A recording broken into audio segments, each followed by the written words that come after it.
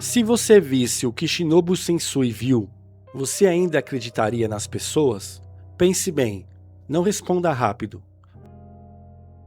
Não recorra à sua moral de domingo. Responda com a verdade que você esconde de si mesmo.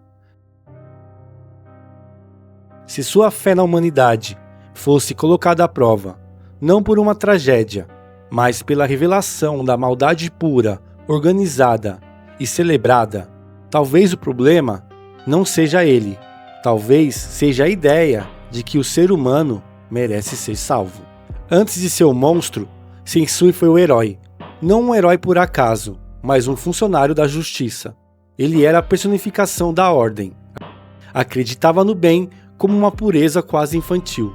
Uma pureza que só pode existir em quem nunca foi realmente testado. Ele era o guardião que viu o mundo em preto e branco. De um lado, a luz, do outro, a escuridão. E ele estava na linha de frente, armado com a convicção inabalável de que o bem sempre vence, de que a ordem deve ser mantida e de que o mal é uma aberração a ser eliminada. Sensui não era um cínico, ele era um idealista, e é por isso que sua queda é tão aterrorizante. Ele acreditava na ordem acima do caos, no certo e errado como pilares imutáveis, e acima de tudo, na dignidade da humanidade. A frase-chave aqui é o epitáfio de sua alma. Sensui não quebrou porque viu o mal, ele quebrou porque acreditava no bem. A força da sua fé foi a mesma que o destruiu. O que aconteceu naquele porão não é uma história para ser recontada. Não é lore. É um evento traumático. Não vamos focar no que estava lá. O que importa é o impacto psicológico, o choque, o nojo, a ruptura interna. Imagine que sua vida inteira foi construída sobre uma fundação de vidro. E você vê o que está por baixo não é terra firme, mas um abismo de crueldade que você jamais poderia ter concebido. O que Sensui testemunhou não foi um crime isolado, foi a celebração da maldade. Foi a prova de que a escuridão não é exceção, mas uma parte intrínseca e, pior, voluntária da natureza humana. Depois disso, ele não perdeu a fé nas pessoas, ele perdeu o direito de ser ingênuo. A inocência foi assassinada, e o assassino foi a própria humanidade que ele jurou proteger. Aqui é aonde o vídeo se diferencia, porque a história de Sensui nos força a fazer perguntas que a maioria prefere ignorar. Existe um limite para acreditar no ser humano? Ou você ainda não chegou no seu? Em que ponto a sua persistência em ver o lado bom se torna cumplicidade com o lado ruim? Quando continuar tentando salvar o mundo, quando continuar tentando salvar todo mundo, vira uma negação da realidade. O bem tem obrigação de salvar todo mundo? Ou ele tem o direito de se proteger? Pense no seu próprio limite. Naquele momento em que você diz, chega, eu não vou mais me desgastar por isso. Sensui chegou a esse ponto. Mas a escala era global. Ele não se cansou de uma pessoa, ele se cansou da espécie.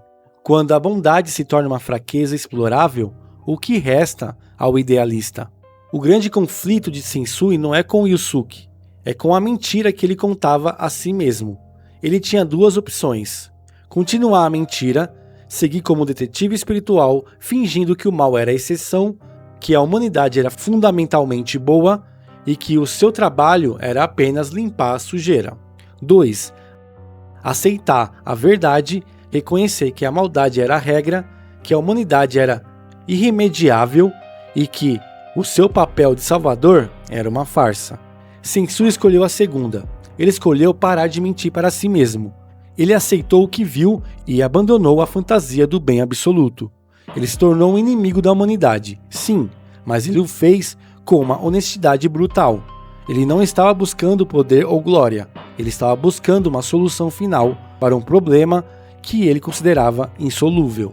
Talvez o erro dele não tenha sido odiar a humanidade, talvez o erro tenha sido fazer o que muitos de nós só pensam, mas não têm coragem de admitir.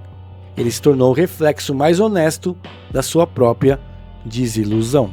Por que a história de Sensui nos incomoda tanto? Porque ela toca em uma ferida que todos nós temos. Quem de nós já não tentou fazer o certo e foi passado para trás? Se cansou de acreditar em promessas vazias? Sentiu o peso de ser o único a se importar? Sensui é o adulto desiludido. Ele é o idealista que tentou ser forte, mas quebrou sob o peso da realidade. Ele é a nossa sombra.